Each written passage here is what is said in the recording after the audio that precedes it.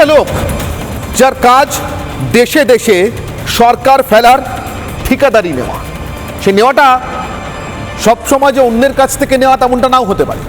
কিছু কিছু ঠিকাদারি ও নিজেই নিজেকে দিয়ে দেয়। জর্জ সোরসের কথা বলছি। কেন দিয়ে দেয়?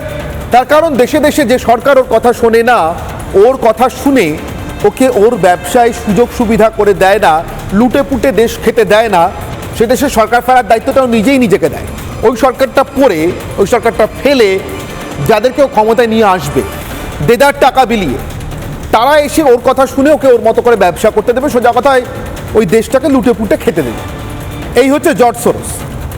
তার থেকে নিজেকে 100% বেশি নটোরিয়াস, মানে ভয়ঙ্কর বলে দাবি করে তার নিজের ছেলে আলেকজান্ডার সোরস।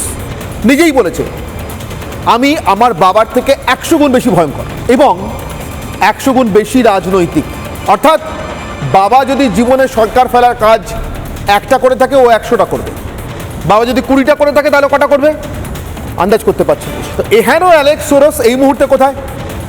গতকাল অ্যালেক্স সোরসের সঙ্গে প্রকাশ্যে, কোনো লুকাছুপি গোপন ব্যাপার নয়, লুকোচুরির ব্যাপার নয়, প্রকাশ্যে বৈঠক করে সেই বৈঠকের ছবি, সংবাদ সব কিছু আপলোড করে দিয়েছে ইউনুস বাংলাদেশ সংবাদ সংস্থার ওয়েব পোর্টাল।